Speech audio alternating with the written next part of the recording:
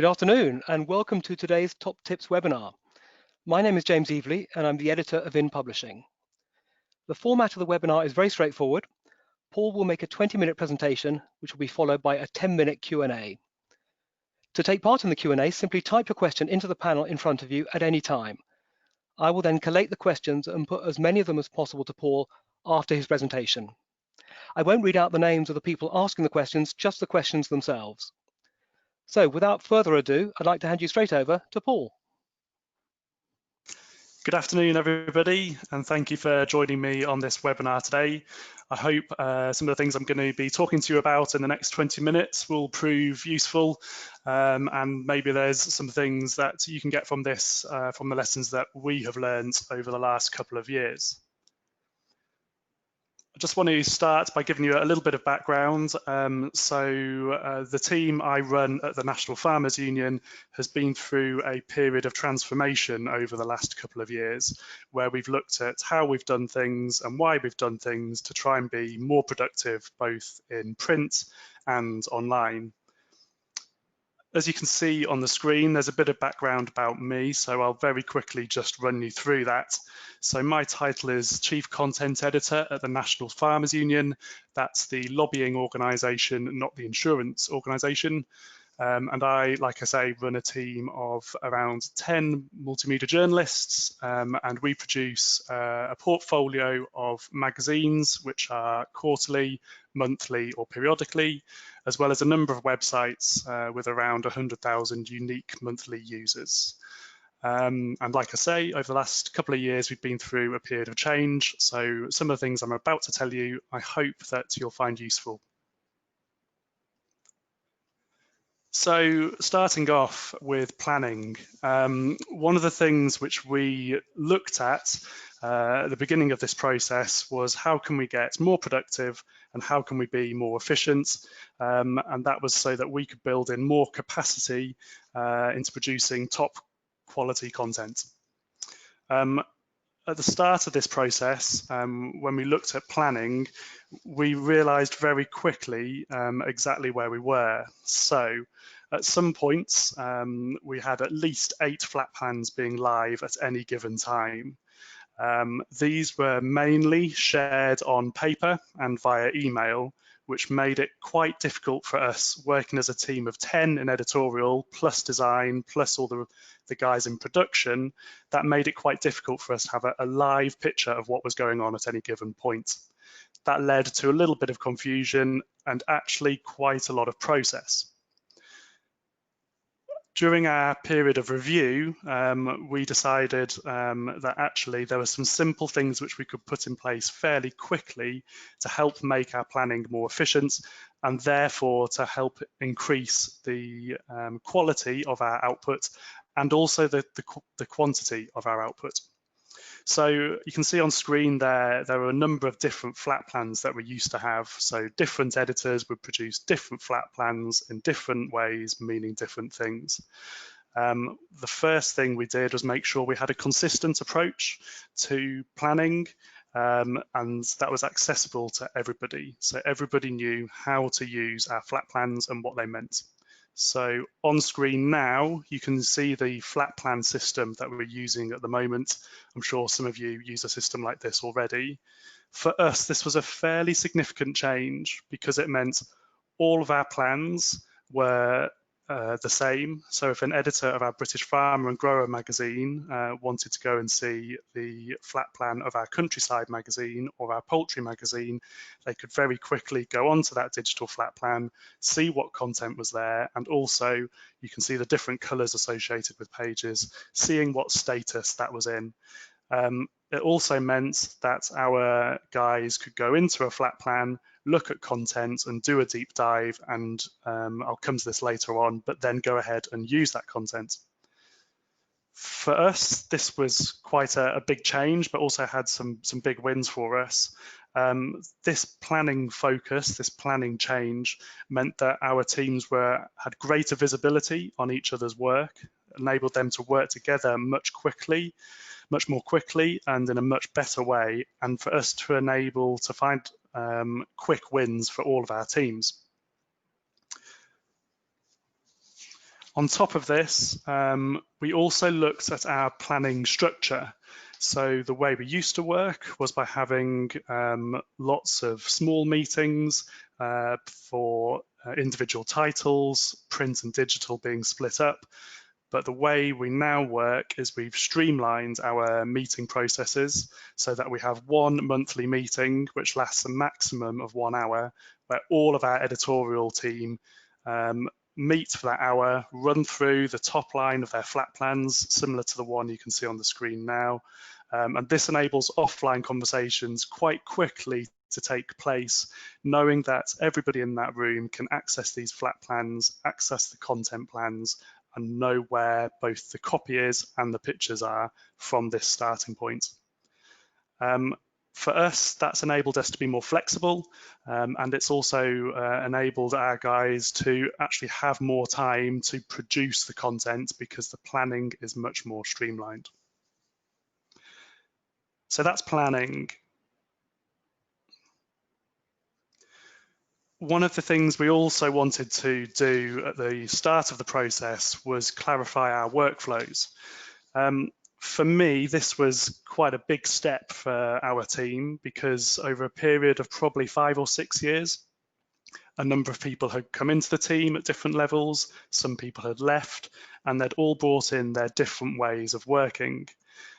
Put on top of that, the layers that meant that the demands on the magazines had changed, the digital output had changed. It meant that our processes of creating our content had changed in quite a big way, but also in a way that we weren't particularly clear of. So we did a review, and what you can see on the screen now is what we ended up with. And I'll just talk you through that to a certain degree. We tasked our teams on the different titles to come up with a workflow chart, starting at the very, very beginning in that planning stage and ending up with sending to the printers, which you can see in the bottom right-hand corner. It was really quite insightful and quite amazing to see during that process how complicated things were. By doing this process on the screen now, it has enabled our guys to have really clear roles and really clear responsibilities so that they can know with confidence when they're picking up content, what they've got to do to it, and then who they've got to pass it to and who's responsible for doing the next step in that process. Again, this enabled us, once we had our processes absolutely nailed, it enabled us to have more time to go out and do those big jobs which everyone enjoys in terms of writing content, writing stories, finding stories, and making our content really top quality.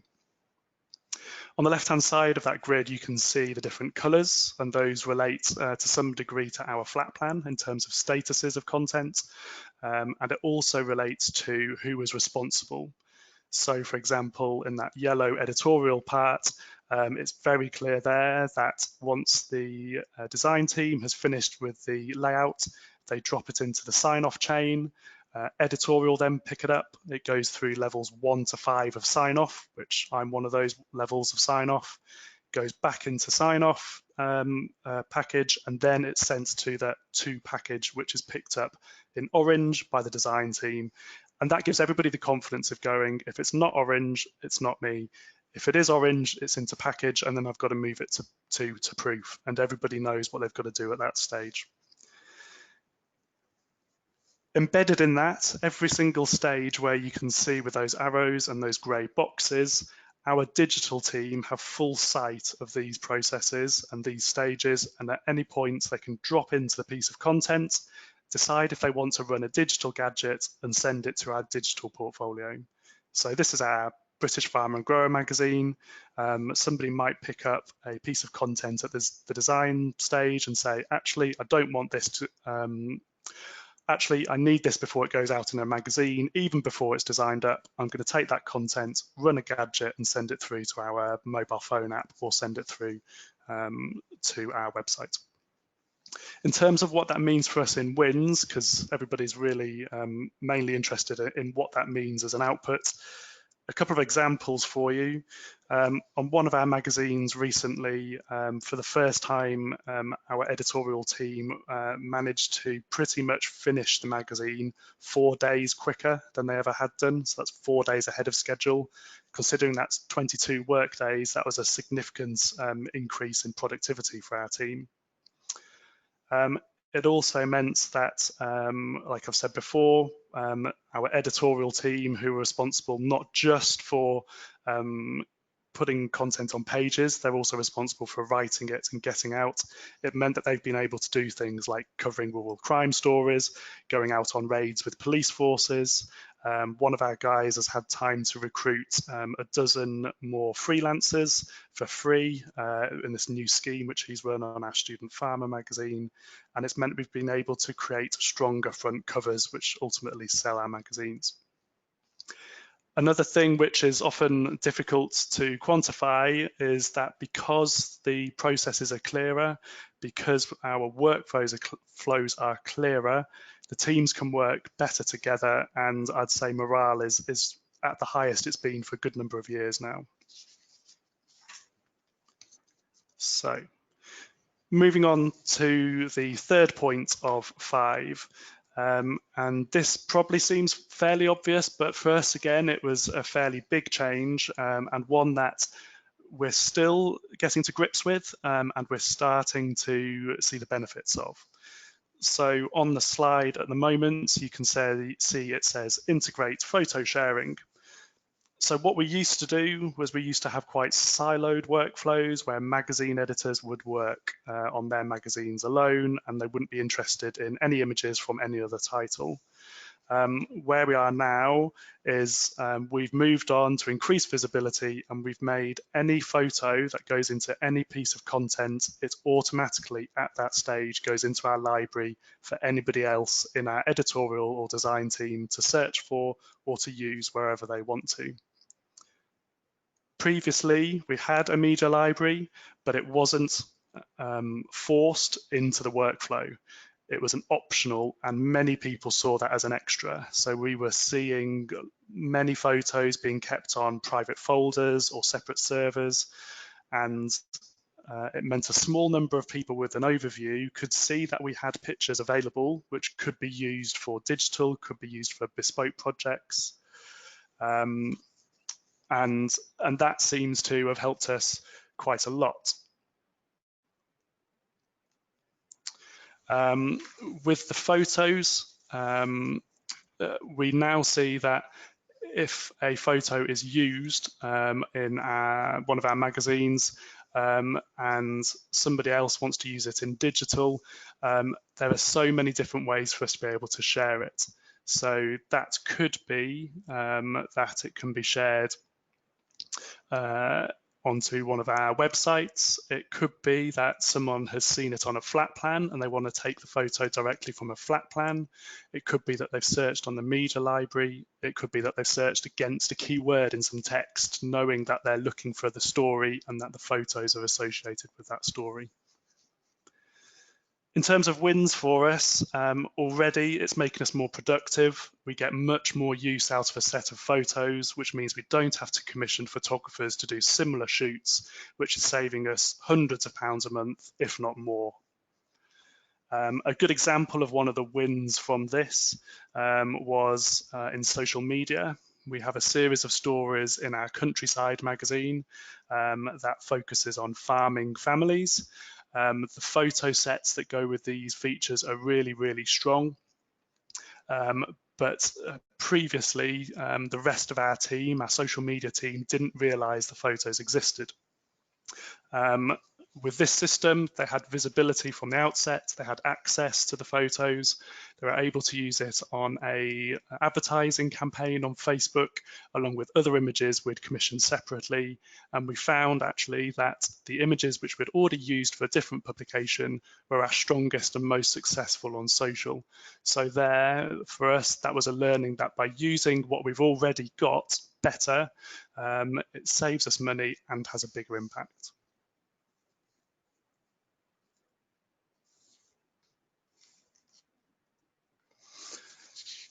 Onto the next slide, which has got the slightly strange title, Plan for the Unknown, which sounds like it's in doublespeak, but let me just try and explain what I mean by Plan for the Unknown. Previously, without a central system to store all of our content, it was really difficult for our digital team to be able to take a piece of content or access a piece of content that was being planned for a monthly magazine and get it online quickly for our digital audience. Now, with full access and all the content in one place, this has transformed the way we work, and digital is becoming quicker and quicker with better and better content in the right place at the right time.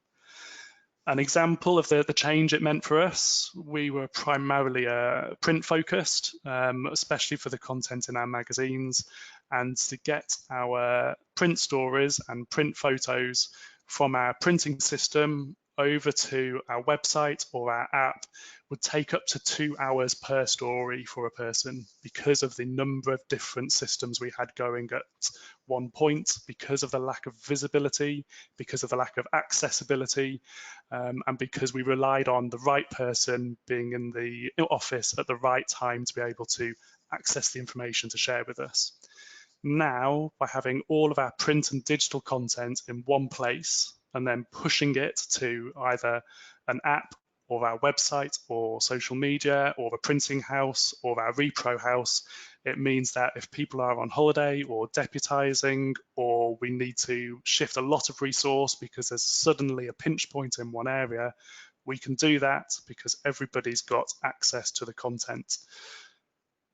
In terms of planning for the unknown, as most people I'm sure will be aware, that we're often at the whim of digital companies in terms of what digital products are being created and developed for us to publish onto.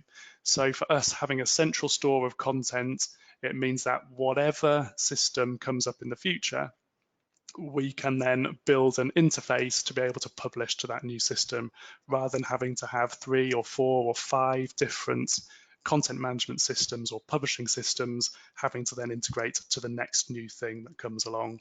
So we feel now that we're in a really robust place to grow our content and grow the reach of our content, because we're really organized and we know we can push that content to whatever comes along down the road.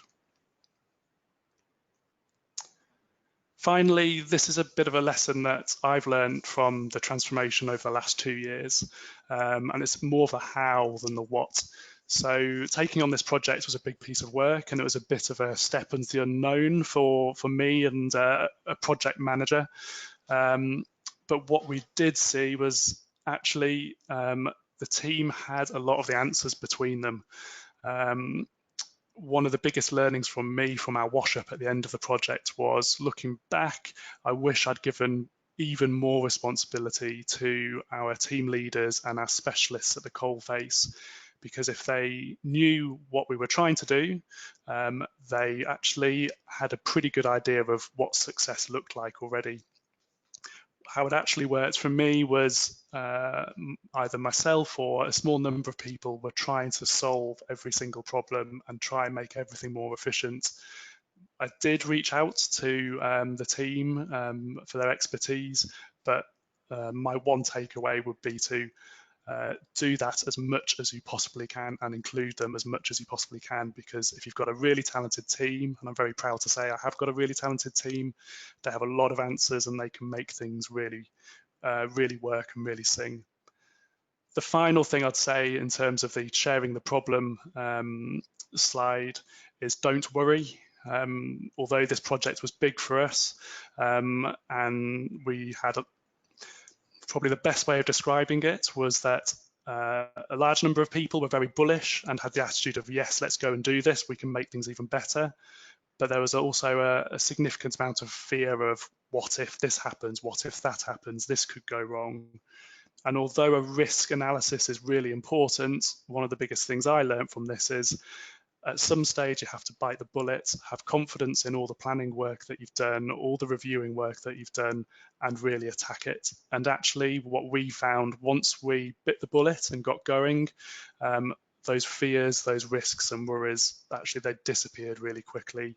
And anything that actually was a risk that we came close to, when we got into the process of working in these new ways, we overcame them really, really quickly.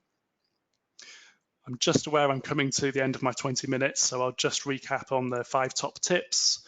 Firstly, review planning structures. That's the place to start for me.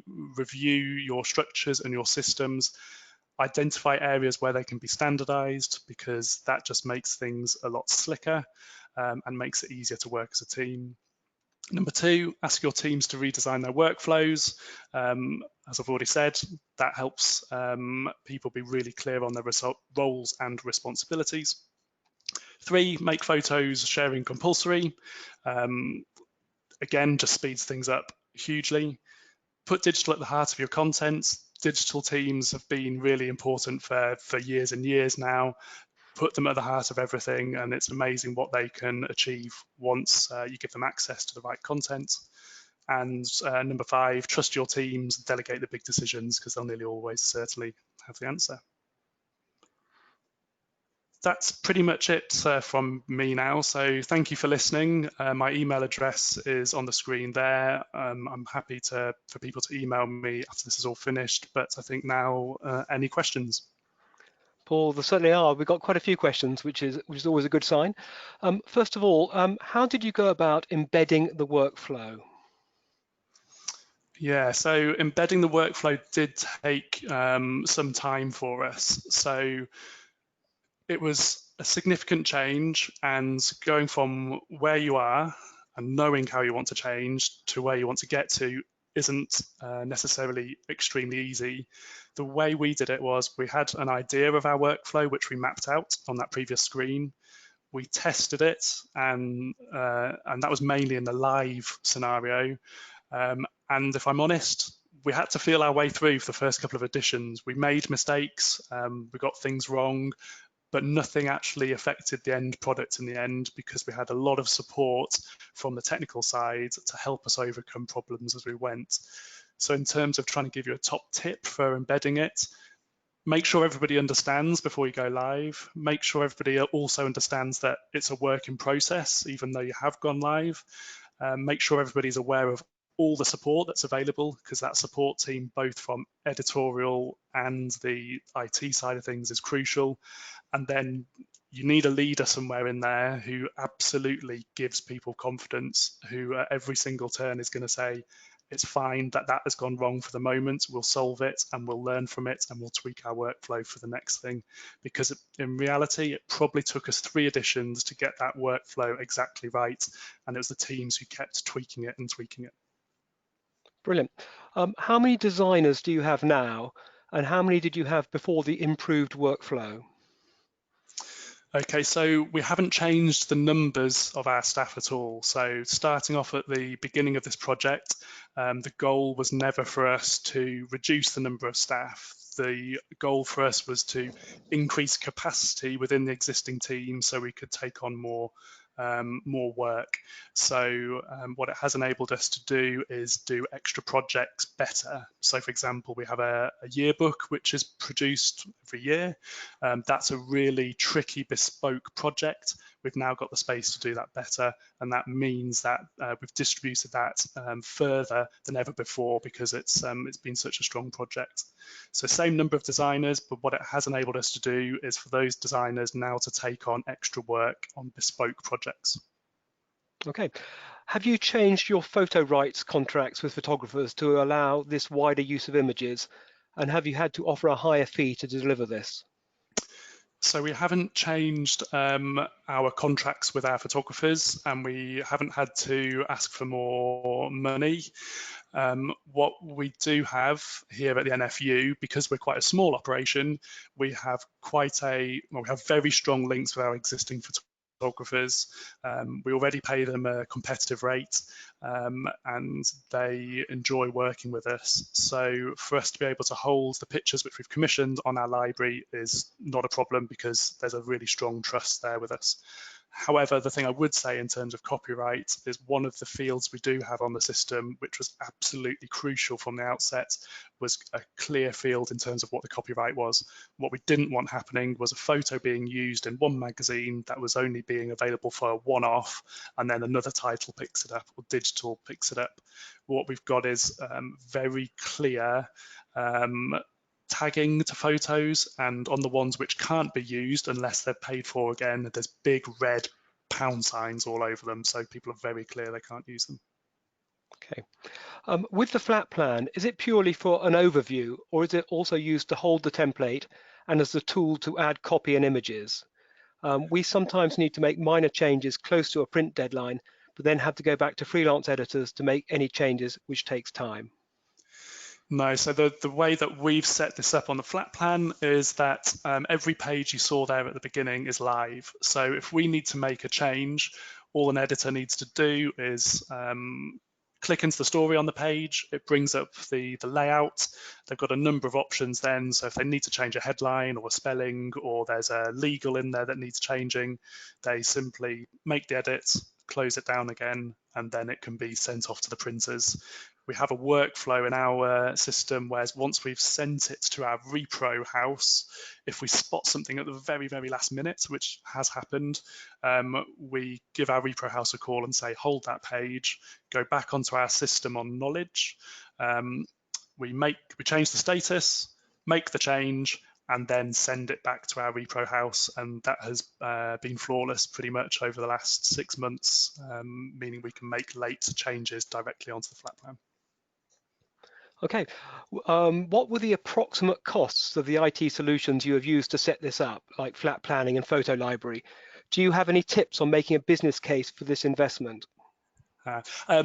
Yeah, so in terms of costs, it's difficult for me to share those with you. That's commercially sensitive for us. What I would say is, looking at the business case, it very quickly added up for us. So I would say it's tricky from an editorial perspective and not from a commercial perspective. It's often difficult to quantify the return on investment. Okay, so it's going to save us 4 days per flat plan, therefore it's going to save me £100,000. Well, it's really difficult to make those equations. What I would say is look at areas where you think are weaknesses at the moment, and say, actually, at the moment, we're doing this okay, but if we change to this system, this is what success looks like. This is what we could be doing. This is who we could be competing against. This is for us, these are the reports that we could be producing more quickly. This is the mobile phone app we've been able to launch off the back of it. So almost, for us from an editorial perspective, because it's not been as much from a commercial perspective, look at what success looks like and what output looks like rather than cost. Okay, I think probably Paul, we've got time for 2 more. Firstly, how do you ensure that correct metadata is always used with images shared with your media library, particularly specific usage and crediting? Yeah, so this has been a really big learning process for us, and actually continues to be a learning process for us, which we're still refining at the moment. In terms of sorry, James, was that copyright the main crux of that question, or metadata, was it? Metadata, yes, the correct metadata. Yeah, so the metadata, there are 6 compulsory fields which every photo must have attached to them, tagged to them when they're uploaded onto our system. That's at any stage in the publishing process. If on inputting, they must be tagged up. The metadata, in terms of what those words are, that's freehand, but what we have done is a lot of in-house training to explain to people what makes good descriptive words, what makes good keywords, how the search system works. What also helps us is that because there's so many different ways to search for images, even if the metadata is slightly off. If you know when it was published or by who it was published, there are different routes through the archive, or there are different routes for the flat plan of finding that particular photo. Brilliant. Paul, time for one more. There have been about 5 or 6 questions, all kind of essentially asking the same thing. Essentially, what systems are you using, Paul? What are the packages you're using? So the system we use is called PCS Knowledge. PCS is the company, Knowledge is the software. I think there are some different parts of it, such as publishing and planning. I think there's Pulse and some other ones as well. But the main two we use are the knowledge planning and knowledge publishing. And they work really well for us, so it's worth taking a look. Brilliant. Paul, I think we've hit 30 minutes on the spot. That was absolutely perfect. A really good presentation. So thank you very much indeed. No problem. Thanks very much. A recording of today's webinar will be available soon, and we will email you a link to it sometime tomorrow afternoon. We will be publishing more information about forthcoming webinars on our website shortly, so please do look out for that. But until next time, thank you for listening and have a very good afternoon.